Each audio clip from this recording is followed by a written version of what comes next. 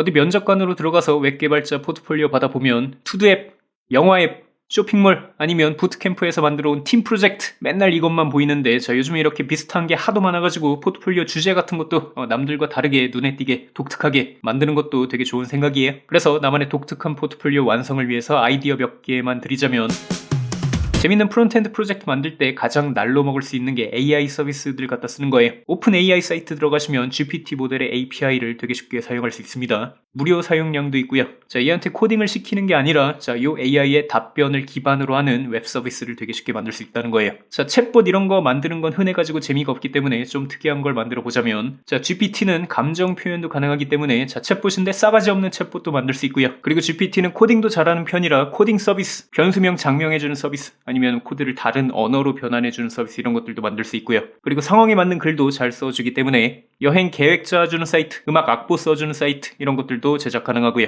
자, 아직도 많은 개발자들이 AI가 어떻게 돌아가는지 잘 모르기 때문에 약간 대단한 느낌 같은 거 쉽게 줄 수 있습니다. 자바스크립트 많이 안다고 웹 개발 잘하는 게 아니라 자 브라우저 기능들 그러니까 웹 API를 많이 알수록 재밌는 기능들을 만들 수 있습니다. 웹 API는 이런 것들이 있는데 자 이 중에서 재밌는 거 하나 골라서 써보는 거예요. 예를 들어서 웹 오디오 API 쓰면 소리 가지고 재밌는 거 만들어 볼 수 있는데 뭐 키보드 자판으로 연주하는 피아노도 만들 수 있고요. 드럼 패드 같은 것도 만들 수 있고요. 오실로스코프도 되게 쉽게 만들 수 있어가지고 가상악기, 이펙터도 만들어 볼 수 있습니다. 웹 스피치 API를 쓰면 따로 라이브러리 필요 없이 그냥 브라우저에서 유저가 말하는 걸 글자로 되게 쉽게 바꿔줄 수 있습니다. 한국어도 잘 되고요. 영어도 잘 됩니다. 그래서 이걸 이용하면 음성 기반 서비스도 만들 수 있고요. 예를 들어서 키보드랑 마우스를 못 쓰는 장애인들을 위해서 이제 음성으로 웹페이지를 조작할 수 있게 만든다거나 아니면 투두 앱을 만드는데 음성 명령으로 할 일을 기록해주는 투두 앱도 만들 수 있을 것 같지 않습니까? 아니면 유저가 말한 내용을 GPT 모델로 이렇게 전달을 해가지고요. GPT 모델은 코딩도 해줄 수 있기 때문에 이런 식으로 대화식으로 코딩하는 서비스를 만들 수 있을 것 같네요.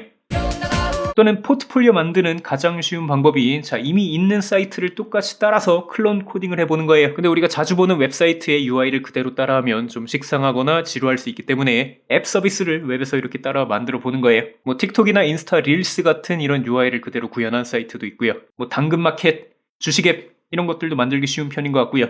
또는 브라우저에서 웹캠 API랑 CSS 필터 같은 것도 이용할 수 있는데 이런 걸로 사진 보정 앱 같은 것도 만들어 볼 수 있고요. 공공 데이터 같은 거 갖다 써도 재밌는 거 만들 수 있습니다. 자, 이 사이트 들어가서 여기 나온 사용법대로 키 발급하고 겟 요청만 하면 되게 쉽게 데이터를 받아올 수가 있는데 뭐 날씨 예보를 이용해서 오늘의 옷차림을 추천해주는 서비스 이런 것도 쉬울 것 같고요.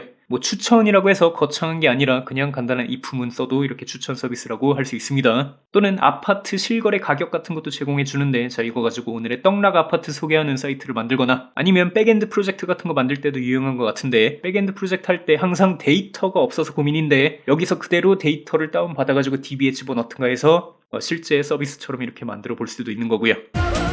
웹 RTC나 웹소켓 기능을 갖다 쓰면 유저 간의 실시간 통신 같은 것도 되게 쉽게 할 수 있습니다. 자, 이걸로 채팅 기능 만드는 건 좀 식상하기 때문에 실시간으로 그림 그리는 걸 공유할 수 있게 만드는 거예요. 이러면 원격 과외 서비스 같은 것도 만들 수 있고요. 아니면 접속자마다 캐릭터 하나씩 부여해주고 방향키 입력 같은 걸 실시간으로 공유해버리면 나만의 작은 메타버스도 완성이 되는 거고요. 브라우저에서 게임 같은 거 만들어 보는 사람들도 있습니다. 자, 이런 것들 어려워 보이는데 실은 로직은 간단한 편이라 크게는 어렵지 않을 수 있고요. 뭐 테트리스 같은 거 만들려고 해도 코드 한 200줄 정도만 짜면 될걸요. PC용 프로그램을 그대로 웹 버전으로 재현해 보는 것도 재밌습니다. 뭐 PPT 이런 것들을 그대로 웹 브라우저 안에서 만들어 보는 사람들도 있었고요. 코드 에디터들 있죠. 이런 것들도 브라우저에서 쉽게 만들어 볼 수 있습니다. 아니면 윈도우 OS 디자인 있죠. 이거를 그대로 브라우저에다가 이렇게 만들어 보는 경우들도 많이 본 것 같고요.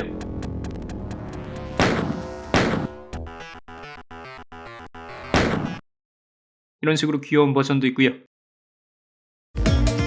3D 모델도 쉽게 집어넣을 수가 있다 보니까 3JS 라이브러리 갖다 쓰면 되게 쉽습니다. 자, 그래가지고 쇼핑몰 같은 걸 만들 때도 그냥 사진만 박아 넣는 게 아니라 3D 모델을 집어넣으면 재밌을 것 같지 않습니까?